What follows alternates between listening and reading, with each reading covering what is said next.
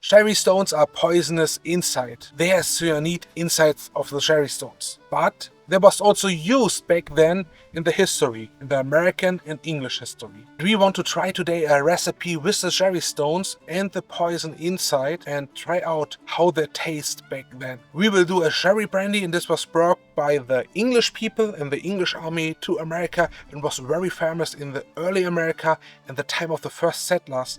It was drank in the evening or after a really good supper. My recipe came from the Practice of Cookery from Miss Fraser and is from 741, and I will read it to you. Black cherry brandy. Stone 8 pounds of black cherries and put them in a gallon of best brandy. Bruise the stones in a mortar and then put them into your brandy. Cover them up close and let them stand for a month or 6 weeks. Then pour it clear from the sediments and bottle it. Morilla cherries done in this manner make a fine rich cordial. Before we start, we need to clear some of these words. We have a black cherry or morilla cherries, and this means the black cherries means wild cherries, and morilla say also sweet, very sweet cherries.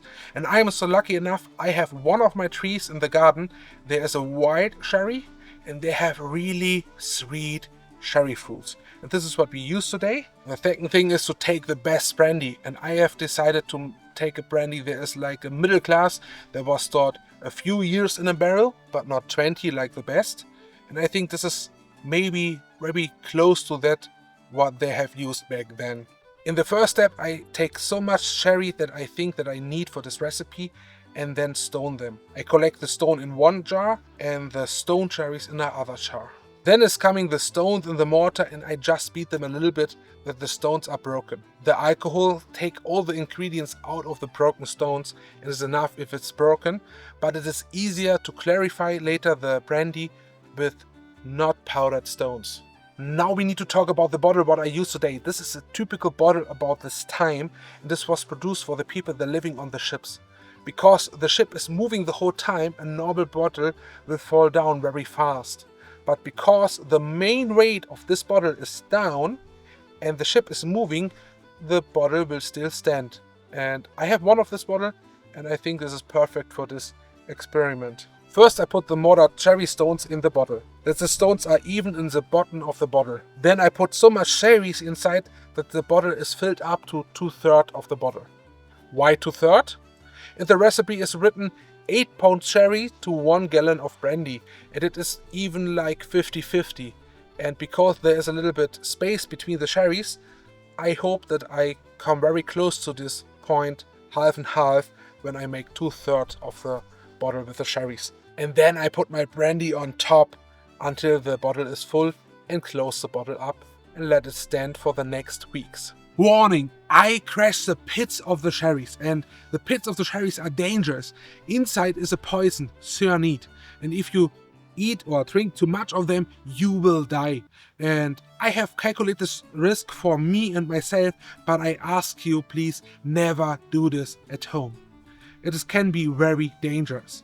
I do this because I want to recreate the taste of the 18th century and taste the original taste that people have tasted back then.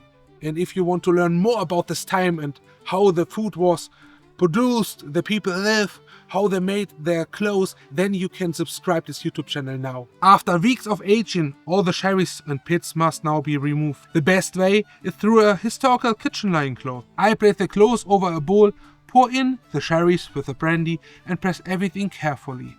This separates the liquid from the fruit and the pits. A simple but effective method to remove the sharp-edged pits. Then I pour the clear brandy back into the cleaned bottle.